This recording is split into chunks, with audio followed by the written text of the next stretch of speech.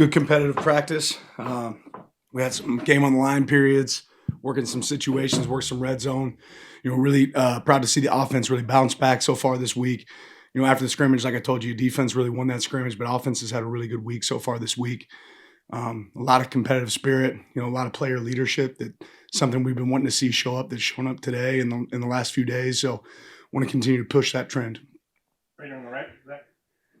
You had a chance to break down the film from the scrimmage. Where do you think the most growth has been from the start of fall camp to now? It's a good question. There's been a lot of back and forth, really, on both sides. I'd say generally in a scrimmage, or especially early in the season, you're normally going to see the defense have a little bit more success. But I thought we tackled well. Thought that was a big point of improvement. We've coached that really hard. That's shown up. I thought some guys on our offensive line did a really good job getting movement at the point of attack. So some really good back and forth. Right here on the left, Matt. Been a couple reports about Jurion Dickey's status with the team. Where is he at with the program right now? Yeah, right now, I'm not going to spend a lot of time on it, but Jurion's indefinitely suspended with us right now. We've got 2 team rules, right? And that's be respectful, be on time. There's some pieces of that where I felt like he needed a break from us and we needed a break from that so we can focus on what's in front of us right now.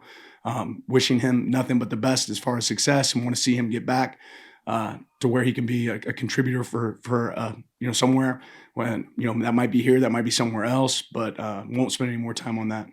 Right here, James. What will determine, Dan, whether that situation is salvageable versus untenable? Like I said, I won't spend any more time on that. Sorry, I should have been clear. Back middle, right. Coach, you talked about the player leadership. Just any names in particular that have stood out, and maybe what sort of actions did they do over the last couple of days that really stood out, that showed that growth and development for you? Yeah, just even today, we had some guys get up and talk to the team right afterwards. Kenyon, Bryce, Dante, Dylan Thieneman, and there's several guys that are doing a really good job there. Poncho's been a really outstanding leader for us so far. Back right, yeah. There were also reports about Trey McNutt's injury. Talk a little bit about that and just how much does that impact the team, especially when you're this close to the start of the season? How much does an injury like that sort of take a boot or hit at the team morale? Yeah, you never want to see a player get injured. Trey broke his leg, had surgery. He's going to be able to recover from that. It's something we think he'll be able to come back from this season sooner than later, but I don't want to put a timeline on that, right? But Trey's handling that unbelievably. Kind of a freak deal. That being said, he's working his ass off to get back. He's staying engaged in the playbook. He's preparing himself. So he was having a really good fall camp. You always hate to see that happen, but it is part of football, and I think Trey's handled it really well. James. Mention O-line execution from the scrimmage, Dan. Again, a year ago, that was one of the areas you harped on about pre-snap execution, identification, communication. How is that different from a year ago, not just because of personnel, but with Poncho at center? How has that improved even compared to a year ago? Yeah, we had a really strong group a year ago, and I have a really, really strong group now. And I think it's always about meeting the players where they're at and those expectations. I think our offensive staff has done a good job of, indicating the importance of cadence, the importance of spot points on runs, and even challenging ourselves as we went into the offseason how we could improve it. And I think there's been some improvement there. Right here, Matt. How would you describe the back and forth of after the first scrimmage? I think you said defense won the day. How did the offense respond following that? And I think Tony came in yesterday and said the offense has bounced back. How did the defense go today? Like the back and forth. Yeah, again, I would say it was an offensive day today, and the back and forth is good. What's great about our players is they want that competition. We did a live period at the very beginning of practice, and as Bryce was talking to the team, he talked about, hey, that's the part that's going to make us different. The fact that we line up 4th and 1 right after we get done stretching and say it's live, let's go. And, they might win the rep, they might lose the rep, but they know that that's going to make the team better. And ultimately, you saw that show up at points today. James.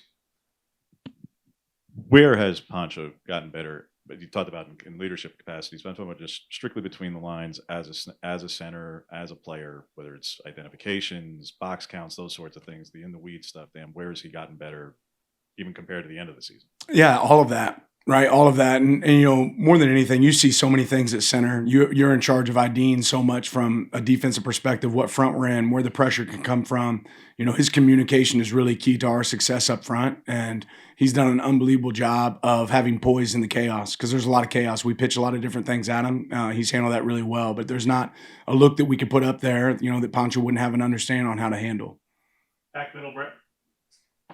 Coach, when you lose such a young talented star in Trey, how much more important does it make someone like Dylan's role in this team be? And how have you seen him kind of set up, kind of hold the group together, and just maybe seen his performance maybe step up a notch over the last couple of days? Yeah, nothing changes when you lose a player. It's always about next man up, right? But you don't say, hey, now we got to work harder. Like, no, like you should be working hard regardless, right? Regardless of the situation. And we have a group of guys that are doing that. Luckily, we have talent on this team. And like I said, you hate that for Trey because he's worked so hard.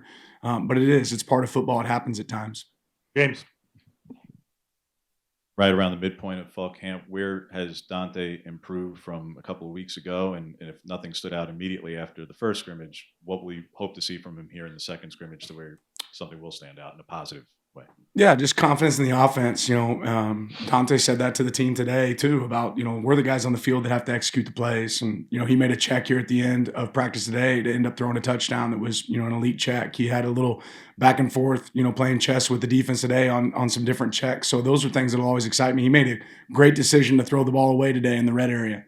And not take a sack and not put the ball in jeopardy. So when it comes to ball in jeopardy plays, when it comes to making checks, like those are things that I'm seeing from all of our quarterbacks and certainly Dante. Right here, Matt.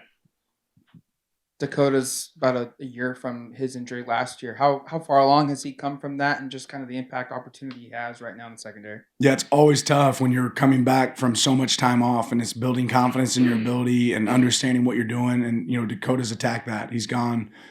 He's had a long road, right? But he's put in a lot of hard work to get there. So there's still a road ahead of him. There's still more improvement to happen, but he's working really hard to get there. Back right, Jack. Coach, a little more than 2 weeks until the first game. As we get closer to that week one, is there anything specific now that you guys are honing in on as fall camp's about to come to a close? Is there any one specific thing, especially with the installation? Yeah, I'm worried about Wednesday next, right? I'm worried about watching this practice now and Wednesday next. And there's still some pieces for the most part, offensively and defensively. Most of our stuff's installed, but we still have some stuff that we're going to put in, especially situationally, that'll show up here as we keep going. James. You guys have always given quarterbacks a lot of wiggle room there in terms of the pre-snap stuff and the checks, going back to Bo and Dylan and whatnot. So while that's not new, it wasn't that long ago, Dan, where that would not be permitted. OCs, coaches would be very cautious about that. Other than Kenny's willingness, Will's willingness, your own, what is it that's different about quarterbacks today where you can put Dante out there or Austin out there, and no matter how much game experience, you're willing to do that, whereas years ago, coaches would be very reticent about giving that kind of control? Yeah, ultimately, we like having the pen last, right? And every defense has a strength. Every offense has a strength. Every defense has a weakness. Every offense has a weakness. So you're not always going to be able to see that. And as a coach, you want to be able to teach those moments to your players so they can take advantage of it. And rather than being in bad calls, let's figure out a way to get in an advantageous call. And the person that can do that is our quarterbacks. It's our linebackers. It's our safeties. They have to be the guys that can recognize that. So I rather teach them. It's like teach a man to fish rather than give him a fish, right? Same thought process for us when it comes to what call do we want, called at the end. I don't want to run into loaded boxes that it's a bad look for our guys. I don't want to throw into cover 2, right, with a high safety. So those are things that those guys are learning and training themselves for. And it ultimately for us, our goal is I'm going to play 0 snaps. I've said that before. Like these players are the ones that are going to play. We have to put them in positions that they're going to have, advantageous plays. Coach Stein talks about it a lot, but if there's 70 plays in a game, there might be 10 plays that are advantage offense, 50 plays that are 50-50, right? And then 10 plays that are advantage defense. Our goal for our quarterbacks is to take those 10 bad plays, right, and turn them into positives or advantage offense. And that's part of it for us, is giving that quarterback the ability to do that.